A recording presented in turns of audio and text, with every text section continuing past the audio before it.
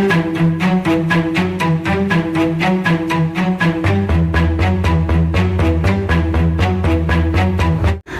நிறைந்த நண்பர்கள் அனைவருக்கும் வணக்கம். பாண்டிய மன்னன் மாரவர்ம சுந்தரபாண்டியனிடம் போரிலே தோல்வி அடைந்ததால் நாட்டை விட்டு ஓடிய சோழ மன்னன் 3ஆம் ராஜராஜ சோழனை பற்றி இன்றைய பதிவில் காண இருக்கிறோம். இவர் 3ஆம் குலோத்துங்க சோழனுடைய மகனாவார். 3ஆம் குலோத்துங்க சோழன் கிபி 1218ஆம் ஆண்டில் இறந்தார். அதற்கு முன்பே கிபி 1216இல் இளவரசனாக முடிசூட்டப்பட்டிருந்தார் 3ஆம் ராஜராஜ சோழன். சோழ ராஜ்யத்திற்கு சக்கரவர்த்தியாக முடிசூட்ட பெற்றவர்கள் எல்லாம் ஒவ்வொரு புனை பெயரை வைத்து கொண்டார்கள் என்று கல்வெட்டுக்கள் கூறுகிறது. ராசகேசரி என்றும் பரகேசரி என்றும் பட்டங்களை அவர்கள் சூட்டிக்கொள்வார்கள். இதில் 3ஆம் ராஜராஜ சோழன் தனக்கு பரகேசரி என்று பட்டம் சூட்டிக்கொண்டார் என்று சொல்லப்படுகிறது. 3ஆம் ராஜராஜ சோழன் தன்னுடைய ஆட்சி காலத்தில்தான் சோழ பேரரசு பல துன்பங்களுக்கு ஆளானது. சோழ பேரரசு அதனுடைய சிறப்பை இழந்தது. இவருடைய முன்னோர்கள் தம் பேராற்றலாலும் போர் ஆற்றலாலும் உயர் நிலைக்கு கொண்டு வந்த சோழ பேரரசை அதன் நிலை குன்றாதவாறு தாங்கி பிடிப்பதற்குரிய ஆண்மையும் வீரமும் 3ஆம் ராஜராஜ சோழனிடம் இல்லாமல் போனது. 3ஆம் ராஜராஜ சோழன் வீழ்ச்சிக்கு முதற் காரணம் சோழ ராஜ்யத்திற்கு வடமேற்கே கொய்சாளரும் தெற்கே பாண்டியரும் வல்லரசர்களாக தன்னுடைய பேரரசை நிறுவுவதற்கு பெரிதும் முயற்சி செய்து அந்த முயற்சியில் மிகப்பெரிய வெற்றியும் பெற்றுவிட்டார்கள். ராஜராஜன் காலத்தில் அந்த இரு பேரரசர்களும் ஒருவருக்கொருவர் முரண்பட்டு நின்ற காரணத்தால் தான் நடுவில் இருந்த சோழ ராஜ்யம் அவர்களால் கவர்ந்து கொள்ளப்பட்டு அவர்கள் ராஜ்யங்களுக்குள் சோழ ராஜ்யம் ஒடுங்கி மறைந்தொழியாமல் நிலை பெற்றிருந்தது என்று கூட சொல்ல முடியும். சோழ ராஜ்யத்திற்கு வடகிழக்கே நெல்லூர் பக்கத்தில் ஆட்சி புரிந்து கொண்டிருந்த தெலுங்கு சோழர்கள் தனக்கு வடக்கே இருந்த காகதீயரை உற்ற நண்பர்களாகவும் உறவினர்களாகவும் பெற்றுக்கொண்டு வலிமை பெற்று வந்தார்கள். இந்த நிலையில் மகத நாட்டு வான கோவரையர், திருமுனைப்பாடி நாட்டு காடவராயர் முதலான குறுநில மன்னர்கள் 3ஆம் ராஜராஜ சோழனோடு பகை கொண்டு உள்நாட்டில் கலகத்தையும் குழப்பத்தையும் ஏற்படுத்தி தனி அரசு நடத்த முயன்றார்கள். எனவே வலிமை குன்றிய வேந்தன் ஒருவன் இத்தனை அல்லல்களையும் போக்கி தன்னுடைய ராஜ்யத்தில் அமைதியை நிலவச் செய்வது இயலாத ஒரு காரியமாக போனது. ஆகவே 3ஆம் ராஜராஜ சோழன் ஆட்சியில் பல வகை இன்னல்கள் உண்டாகின என்றால் அதில் வியப்பு எதுவுமில்லை. பொதுவாக பார்க்கும் பொழுது 3ஆம் ராஜராஜனுடைய ஆளுமை அவ்வளவு சிறப்பாக இல்லை என்று சொல்லப்படுகிறது. 3ஆம் ராஜராஜன் இளவரசனாக மகுடம் தரித்த அதே ஆண்டில் பாண்டிய மன்னன் 1ஆம் மாரவர்மன் என்பவர் பாண்டிய நாட்டின் மன்னனாக முடிசூட்டி கொண்டார். அவர் அறிவு ஆற்றல்களில் சிறந்த பெரு வீரனாக இருந்தார். பல ஆண்டுகளாக தன் முன்னோர்கள் பாண்டிய நாட்டின் அரசர்கள் சோழர்களுக்கு அடங்கி அவர்களுக்கு திரை செலுத்தும் குறுநில மன்னராக வாழ்ந்து வந்ததையும் தன்னுடைய இளமை பருவத்தில் 3ஆம் குலோத்துங்கன் பாண்டிய நாட்டின் மேல் படையெடுத்து அங்கு மிகப்பெரிய அழிவு வேலைகளை நிகழ்த்தி சென்றதையும் அதை போன்ற செயல்களை செய்து தனது வெற்றியையும் புகழையும் தானும் அகிலமெங்கும் பரப்ப வேண்டும் என்ற எண்ணம் மாரவர்ம சுந்தரபாண்டியனுடைய இளம் உள்ளத்திலேயே வேரூன்றி கிடந்தது. அதற்கேற்ப பேராற்றல் படைத்த சோழ பெருவேந்தன் ஆகிய 3ஆம் குலோத்துங்கன் கிபி 1218ஆம் ஆண்டில் இறந்தான்.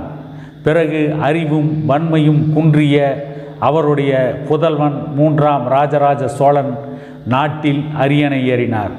சோழ நாட்டின் மேல் படையெடுப்பதற்கு தக்க காலத்தை எதிர்பார்த்து காத்து கொண்டிருந்த மாரவர்ம சுந்தரபாண்டியன் தன் கருத்தை, தன்னுடைய ஆசையை நிறைவேற்றிக் கொள்வதற்கு இதுவே உகந்த காலம் என்று 3ஆம் ராஜராஜன் இருந்த காலத்தை கருதினான் என்று வரலாற்று ஆசிரியர்கள் வர்ணிக்கிறார்கள்.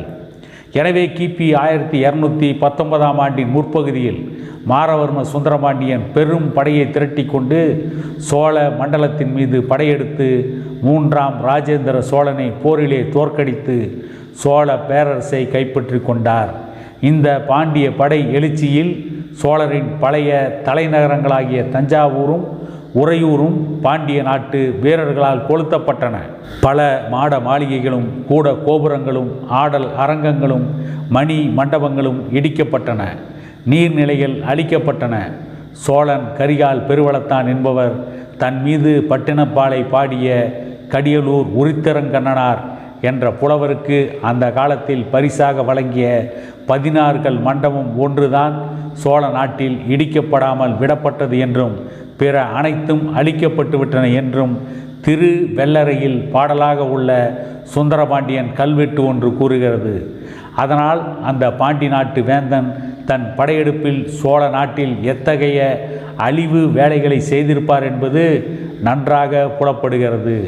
ஆகவே பல தலைமுறைகளாக சோழ நாட்டு மக்கள் தம் வாழ்வில் கண்டறியாத பல வகையான துன்பங்களை இந்த முறை அனுபவிக்க நேர்ந்தது என்று தயக்கமில்லாமல் கூற முடியும்.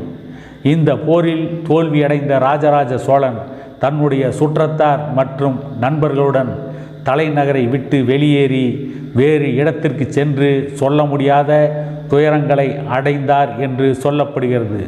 வெற்றிவாகை சூடிய மாரவர்ம சுந்தரபாண்டியன் அந்த நாளில் சோழருக்கு தலைநகரமாக விளங்கிய முடிகொண்ட சோழபுரம் எனப்படும் பழையாறை நகருக்கு சென்று அங்கு ஆயிரத்தெளி அரண்மனையில் இருந்த சோழனது அபிஷேக மண்டபத்தில் மகுடம் சூட்டி கொண்டான். பிறகு பாண்டிய வேந்தன் தில்லையம்பதிக்கு சென்று பொன்னம்பலவாணரை தரிசித்துவிட்டு பாண்டிய நாட்டிற்கு திரும்பினான். அவ்வாறு சென்றவன் தன் நாட்டில் உள்ள நகரங்களில் ஒன்றாகிய பொன்னமராவதியில் சில நாட்கள் வரையில் தங்கியிருந்த காலத்தில் நாட்டை இழந்த 3ஆம் ராஜராஜ சோழனோடு தன் தூதர்களுடன் சமாதானம் பேசத் தொடங்கினார்.